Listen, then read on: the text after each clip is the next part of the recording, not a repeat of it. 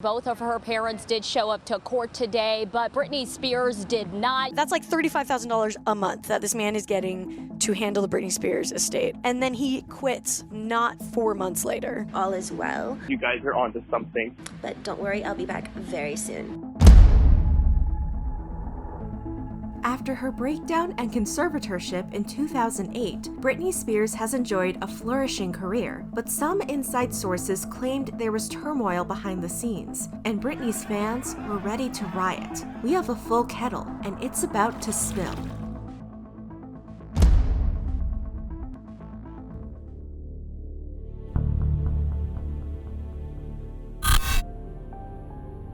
On January 4th, 2019, 11 years after the conservatorship was implemented, Britney announced she was canceling her new Las Vegas residency after her father, Jamie Spears, suffered a near-fatal colon rupture. She also said she would be taking an indefinite hiatus from work to care for her father. In April 2019, Britney checked herself into a mental health facility, citing emotional distress from Jamie's health issues. But fans were concerned for her well-being after seeing an Instagram post from the pop star posted the same day she was admitted to the facility. After a long break from Instagram, Britney came back with an image that read, "Fall in love with taking care of yourself, mind, body, spirit." Britney captioned the post, "We all need to take time for a little me time." Concerned fans noticed that Britney used a smiley face instead of her usual emoji.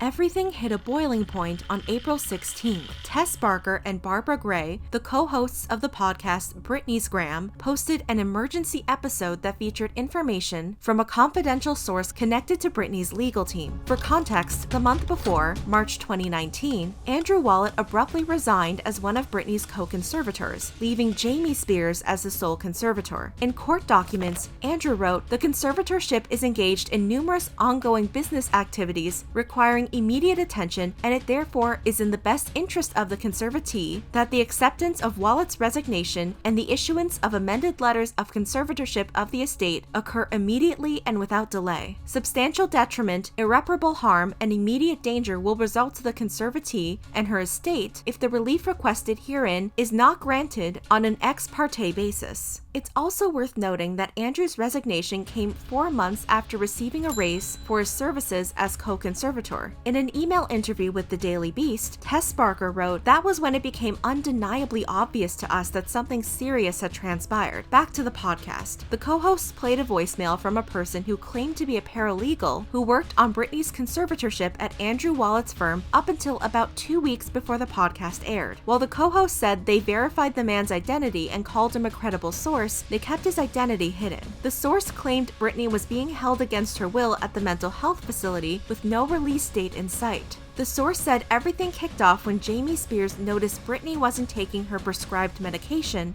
and threatened to stop supporting her second Las Vegas residency. Later on, Britney still wasn't taking her medication and was seen driving, which the source said she wasn't allowed to do under the terms of the conservatorship. As a result, the source claimed Jamie checked her into the facility himself and attributed it to his own health issues. However, Britney is under a probate conservatorship, which does not allow Jamie to force Britney into a mental health facility. The source also shared information on the conservatorship itself. The conservatorship was supposed to end after the circus tour in 2009. The idea was, go on tour, show us you're stable and well, and that this conservatorship will help you regain custodial rights. But that had not happened. In 2019, she was still under the conservatorship, despite reports claiming that Jamie was working with Britney's medical team to potentially end the conservatorship. The source summed up the situation. "What is happening is disturbing, to say the least." When the podcast episode dropped, the co-hosts received backlash for allegedly violating Britney's privacy by sharing the source's information. According to a Medium post, several concerned individuals also filed complaints with several federal and state government groups, including the FBI and the State Bar of California.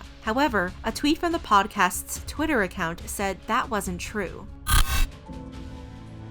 After they released the episode, the podcast co-hosts made a graphic with the hashtag #FreeBritney and officially launched the movement dedicated to ending Britney's conservatorship. On the same day the episode dropped, Britney's mother, Lynn Spears, posted a photo on Instagram with text that read, "When God's warriors go down on their knees, the battle is not over, it has just begun." A fan commented on the post, "I really hope you are supporting Britney in trying to end this conservatorship. I really hope your ailing ex-husband isn't keeping your daughter somewhere against her will." Lynn liked the comment. Britney's sister, Jamie Lynn Spears, posted on her Instagram story, "They don't deserve you, stay busy." On April 19th, The Blast published a report saying that Britney's team believed she would be dead if she didn't get help immediately. A source with knowledge of the situation told The Blast that during negotiations for her second Las Vegas residency, it was clear she was in no condition to handle the workload. On April 22nd, several Britney fans held a protest outside West Hollywood City Hall, demanding Britney's release from the mental health facility. It should be noted that Britney was allowed to leave the facility for short periods of time, including a hair appointment and a day pass for Easter. The next day, on April 23rd, TMZ reported that Britney was in the facility after her doctors tried to fix her medications since they were no longer effective. TMZ's sources said there were problems as they weaned Britney off her previous medications and tried prescribing different ones. Some of the trial and error made Britney unstable and unwilling to cooperate with doctors. She was admitted to the facility, and during her stay, TMZ sources said the doctors believed they had found the right mixture.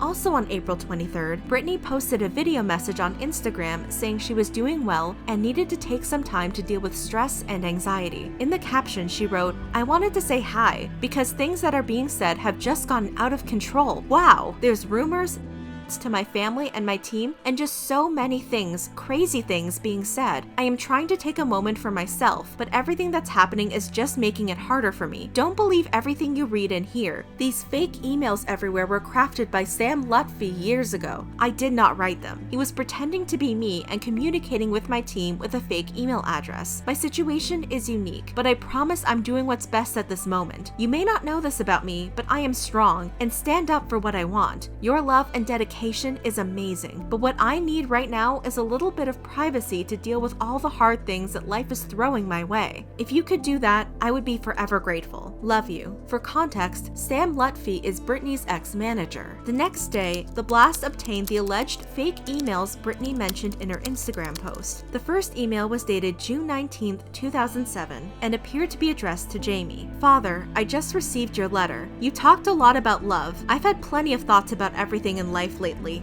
love included. I am very angry, and I probably got a little carried away telling you to go a duck, but I do hate what has happened to me. I know you are my family and have every right to be concerned by my actions, but I still to this day feel like you guys went overboard by sending me away on a 16-hour flight that neither you or Mama really looked into. See, after my divorce, the biggest mistake I made was letting Larry walk into my hotel room. I worked with him for 4 years of my life, but things are different now. I don't want to ever go back to that time because I'm not that person anymore. I do feel he influenced me in some of my behavior patterns, and it's really strange to have a manager send you to rehab who's the main one giving you drinks. He also knew I was getting rid of him the day before you guys have a plot to send me away. Kevin 1 minute says he had nothing to do with it, with sending me there, then the next minute he says, 'I'm sorry, I didn't do it to hurt you.' It's like everyone is full of.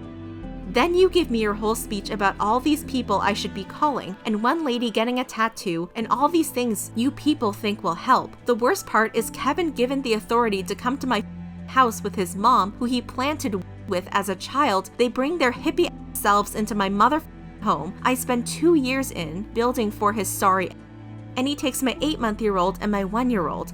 That, and you too. Yes, I have an anger problem, but it feels as though it's the only thing I can really own at this point. And my car. I'm sorry you feel I'm a joke and I'm a bad mother. Maybe one day I might just be good enough for you, but until then, keep sending me speeches about love." The second email is dated November 18th, 2007, and appears to be addressed to one of her advisors. "I am so sorry that you felt the need to go behind my back to my manager and ask him if I was ready. Next time, you can come to me directly. He even thought it was insulting and rude, but I am a forgiving person, so let's focus on my upcoming video. And please do not go to Sam and tell him he backstabbed you by telling me what you told him. At least finally someone has the balls to tell me everything that goes on behind my back, so just get used to it. And like Sam said to you all on the phone, I will be taking charge of my career from now on. He doesn't want to be bothered with any of the artistic decisions because he is not an artist or a musician, but I am, and also his taste in house decor is awful, so I am designing the bedroom scene. He is not being lazy, he isn't Larry, he just wants me to stop letting you all push me around, and I agree with him. So it's time you listen to me. Every contract says Britney Spears on it for a reason. So I do not like that woman's idea for the video. That isn't who I am, and I am just not going to do it. I made my own treatment, and I already talked to Wayne and he loves it. The treatment she described for the Piece of Me music video is similar to what the actual music video ended up looking like. The final email is dated July 10th, 2007, and appears to be addressed to a lawyer named Gary. Gary, since you are my lawyer, even though I don't know if you are really trying to protect me or not, but there is a crazy lady, Lou Taylor, that has been sending stuff to my house. How did she get my address, and why can't you stop her? I don't know her. She is a stalker. She is really terrifying me and my babies. If she knows where I live, then she can just show up here. She sent me a